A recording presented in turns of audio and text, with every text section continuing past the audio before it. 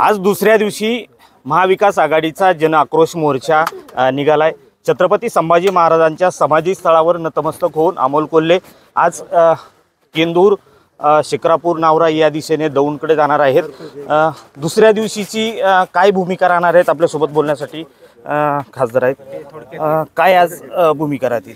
छत्रपती संभाजी महाराजांच्या समाधी स्थळाला आज अभिवादन केलेलं आहे आणि छत्रपती संभाजी महाराज हे स्वाभिमानाचे एक अत्युच्च प्रतीक आहेत आणि हाच स्वाभिमान ज्या छत्रपती संभाजी महाराजांनी स्वराज्याच्या रक्षणासाठी आपल्या प्राणांचं बलिदान दिलं त्या स्वराज्याचा मूळ गाभा आहे। रयतेचं राज्य होतं आणि छत्रपती शिवाजी महाराजांची शेतकऱ्यांच्या भाजीच्या देठाला हात लागू देऊ नका ही शिकवण होती। या रयतेच्या कल्याणाचं राज्य होतं आणि या पद्धतीनं आज कांदा उत्पादक शेतकरी असेल, दूध उत्पादक शेतकरी असेल, जो अडचणीत आहे त्या संदर्भामध्ये आमचा केंदूर पाबळ हा जो कांदा उत्पादक शेतकऱ्यांचा एक फार मोठा पट्टा आहे।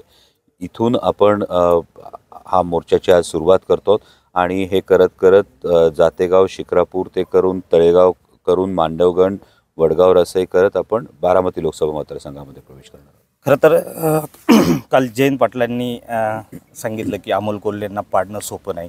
अजित पवारांना एक आव्हान दिले, तुम्ही काय सांगाल? हे बघा, हे मी कायम सांगतो की आदरणीय दादा हे मोठे नेते आहेत, पण आमचे प्रदेशाध्यक्ष जयंतरावजी पाटील साहेब यांनी माझ्यासारख्या एका सर्वसामान्य मध्यमवर्गीय शेतकरी कुटुंबातल्या कार्यकर्त्याच्या पाठीशी ठामपणे उभं राहण्याची जी भूमिका घेतली त्याबद्दल मी मनापासून त्यांचा ऋणी आहे आणि मला वाटतं की आदरणीय जयंत पाटील साहेबांचं हे मार्गदर्शन असंच कायम लाभत राहील। खरं तर काल भाषणामध्ये काही आव्हान करण्यात आली की वळसे पाटलांनी तुमच्या विरोधात उभं राहावं, अशाही काही सूर? हे बघा, या कार्यकर्त्यांच्या भावना आहेत आणि मला वाटतं या कार्यकर्त्यांनी त्यांच्या भावना व्यक्त केल्या। अजून निवडणुकीला अवकाश आहे आणि त्यामुळे नेमकी शिरूर लोकसभा मतदारसंघाची जागा महायुतीमध्ये कोणाकडे जाते, कोण उमेदवार असतो, या सगळ्या पुढच्या गोष्टी आहेत। त्यामुळे या सगळ्या गोष्टींची चर्चा करण्यापेक्षा मला वाटतं आत्ता जे शेतकऱ्यांचे प्रश्न घेऊन आपण निघालो त्या शेतकऱ्यांच्या प्रश्नाविषयी महाराष्ट्र सरकार काय भूमिका घेते, केंद्र सरकार काय भूमिका घेते, या गोष्टी महत्त्वाच्या आहेत। म्हणजे काल भारतीय जनता पक्षाच्या प्रदेशाध्यक्षांनी अत्यंत दुर्दैवी असं विधान केलेलं आहे। म्हणजे शेतकऱ्यांच्या या भावनांची एक प्रकारे त्यांनी थट्टा केलेली आहे, कारण या शेतकरी आक्रोश मोर्चातून काहीही निष्पन्न होणार नाही असं जी दरपोक्ती जर भारतीय जनता पक्षाचे प्रदेशाध्यक्ष करत असतील तर भारतीय जनता पक्षाच्या प्रदेशाध्यक्षांनीच भारतीय जनता पक्षाचा हा जो शेतकरी विरोधी चेहरा आहे हा समोर आणला असं म्हटलं तर वावगं ठरणार नाही। कारण आपण एका राज्यातल्या पक्षाचे, ज्या पक्षाचे सगळ्यात जास्त आमदार आहेत, ज्या पक्षाचे केंद्रात सगळ्यात जास्त खासदार आहेत, अशा पक्षाचे आपण राज्याचे अध्यक्ष आहात।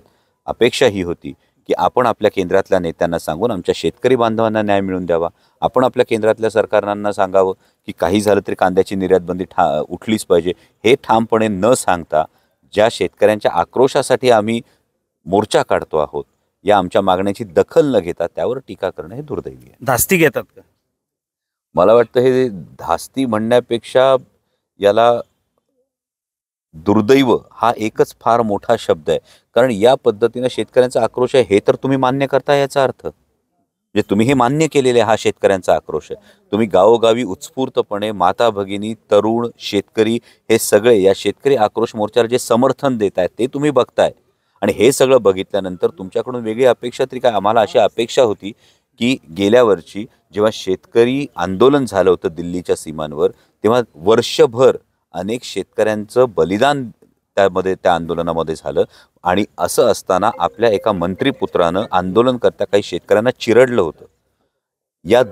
ही दुर्दैवी घटना आजही देशातला शेतकरी विसरलेला नाही।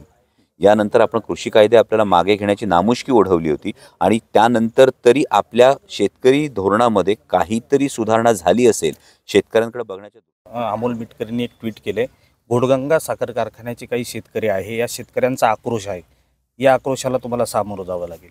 मला वाटतं माननीय आमदार अमोलजी मिटकरी यांनी थोडी खोलात जाऊन माहिती घ्यावी की राज्य सरकारने किंवा राज्य सहकारी बँकेकडून 5 कारखान्यांच्या कर्जाची हमी घेण्यात आली। हे 5ही कारखाने NPA गेलेले होते। घोडगंगा सहकारी साखर कारखाना हा NPA गेलेला नाही आणि NPA गेलेल्या 5 कारखान्यांना आपण एक न्याय देता तर ह्या कारखान्यांची जे संबंध आहेत ते कोणत्या पक्षांशी संबंधित आहेत, कोणत्या गटांशी संबंधित आहेत म्हणून आपण एक वेगळा न्याय देता का? आणि घोडगंगा सहकारी साखर कारखान्याच्या बाबतीत कारखाना NPAमध्ये गेलेला नसताना आपण याला वेगळा न्याय लावता का? मग याला आपण शेतकऱ्यांना न्याय देणं म्हणायचं आहे की याला राजकीय दबाव तंत्र म्हणायचं? याचा खुलासा स्वतः मिटकरी साहेबांनी अभ्यास करून करावा. का दबावतंत्र केलं जाते कारखाने? कारण शेतकऱ्यांशी निगडीत असणारे हे कारखाने आहेत, याच्यामध्ये राजकारण होऊ नये असं बोललं जातं. मात्र जर राजकारणापोटी जर दबावतंत्र वापरून जर कारखाने बंद राहिले तर शेतकऱ्यांचं नुकसान होणार आहे. साहजिक आहे, शेतकऱ्यांचा आक्रोशही त्यातून राहणार आहे. ही परिस्थिती अनेक ठिकाणी आपल्याला बघायला मिळते आणि हे शेतकऱ्यांच्या नक्कीच ही हिताची गोष्ट नाही आहे. आणि असं असताना या संस्था मोडीत निघणं हे अत्यंत दुर्दैवी आहे. कारण एक संस्था उभी करण्यासाठी कैक वर्षांची, कैक पिढ्यांची मेहनत लागते. आणि जर अशा पद्धतीनं दबावतंत्राचा वापर करून जर असा काही प्रयत्न होत असेल तर मला वाटतं हा प्रयत्न नक्कीच शेतकरी हिताच्या विरोधात आहे.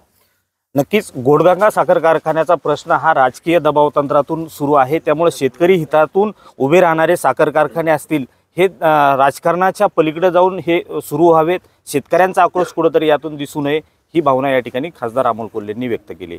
त्यामुळे या भागातून जाणारा दौरा आणि शेतकऱ्यांचा आक्रोश कशा पद्धतीने पुढे राहणार हे पाहावं लागणार. रोहिदास गाडगे, साम TV न्यूज, वडू, पुणे. देश विदेशातील प्रत्येक घडामोडींचे लाईव्ह अपडेट मिळवण्यासाठी आता साम टीव्हीच्या सर्व सोशल मीडिया प्लॅटफॉर्मला लाईक, फॉलो आणि सबस्क्राईब करा. तसंच सर्व नोटिफिकेशनसाठी बेल आयकॉन प्रेस करायला विसरू नका.